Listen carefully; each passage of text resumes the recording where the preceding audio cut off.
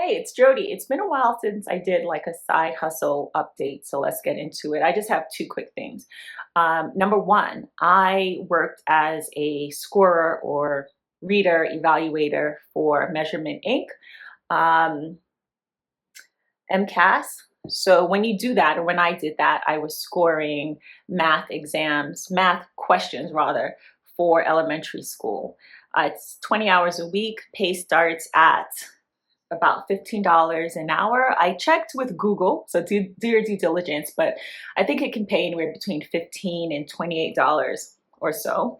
Um, it's seasonal, so you're scoring exams for a particular state. Again, in my case, it was MCAS, which I believe is Massachusetts, and not exams, questions. You may get part. You don't get someone's whole exam, and I can't say too much about it because they ask you to sign a non-disclosure agreement. My assignment is since done, so I feel like I can talk about it a little bit. And I know I can talk about it because I actually got this idea for this hustle from lovely Lasean's YouTube channel. I'll put a link, a direct link. So I think what is the first video she ever did about it? It's a great side hustle. It is flexible, right? So in my case, I would get up because I had something else going on. I would get up at 5 and I would work for an hour or two, sometimes just 45 minutes. And then later in the day, I would come back and work more hours for a total of 20 hours a week. The first week I did struggle. It was harder to get that 20 hours than I thought it would be. So that's something to consider. Maybe it was just me.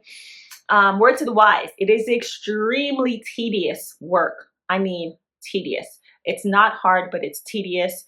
And it'll make sense once you start doing it.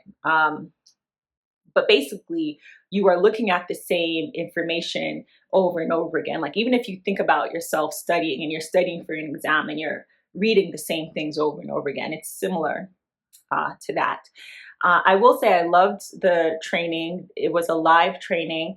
Oh, full disclosure. So I applied and got hired to do Measurement Inc. scoring last year, and I failed the training. Not so this time. This year I didn't fail the training, and it was a virtual training, self-paced training, and maybe that's why I failed. Maybe I personally do better with live interaction. It was, again, it was virtual. Do I recommend this side hustle? Yes. All you need to know is if you have 20 hours per week, and there may be opportunities for overtime. That was the case with my project that I worked on. Yeah, go for it. And it's seasonal.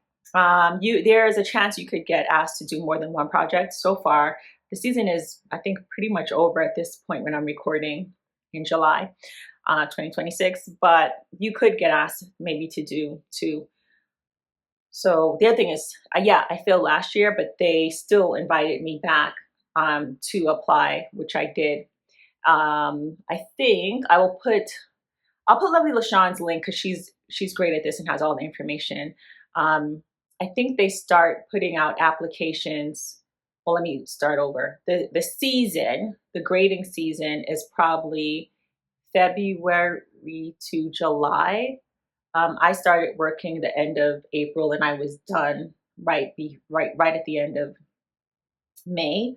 And last year when I got accepted and did training, it was also, I believe it was also in May. It might have been it might have been March or April. No, I think it was April last year. They start taking applications, I think, around between December and January. I remember the first time I applied in January, and I just applied. And then I got invited to apply again, and it was earlier than January. I think it was in December. So that's that. I'll put information in the description. And also Amazon. I've spoken about Amazon Influencer. I probably won't speak about it again after this video. I'm not doing it actively anymore. I'll probably record a product review video here and there to put on my storefront. I have hundreds of videos. So I may continue to put them on YouTube intermittently, but they've changed. Amazon has changed so many things starting in April 2026. I wasn't making much money to begin with, so now I'm making much less. Do I recommend it? In the past, I've always said yes. If you have products that that are on Amazon, yeah, you should do product review videos. Now I'm leaning towards no, not a hard no, but or maybe another way to say it is it depends. But really, I'm leaning towards no. If you have items that you can do reviews on that cost a lot of money, because the more money it costs, the higher you're going to get paid out in commissions, it might be a good fit for you.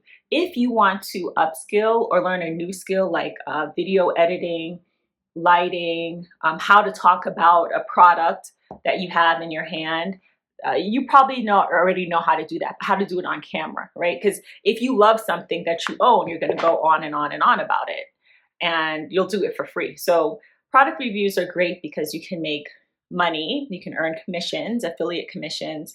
But right now, I don't recommend Amazon. And I think folks were saying that when I first got into Amazon 2 years ago. It's been exactly 2 years and I think 2 weeks today. When I first got into Amazon, folks were leaving the influencer program because they had quit their jobs to do this. That's how much money people were making like 3 years ago. They had quit their jobs to do Amazon influencer full time. Anyway, so that's that. That's it for me in Amazon. I have the Amazon storefront, and I'm still making money by making money. Full disclosure, I think I've never made more than $200 a month in 2 years. I actually ran the numbers because I like to torture myself.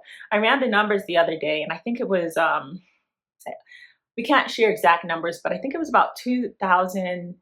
Let's call it $2,140 over 2 years. That's like $90 a month. Nothing to sneeze at. I mean, it can pay utility bills. It can pay, a night out. I'm making those up. Insert whatever you think you could do with $90 a month average. So that means that I had a month where I made $150. I had months where I made $30, $70. Since it changes in April, I went from making $3 a day to $4 a day, which I was kind of like, oh, woe is me, to like 60 cents a day, $1 a day. Actually, a couple of days ago, for the first time, I made over $3. And otherwise, I make between, I would say, 60 cents and maybe $2 a day.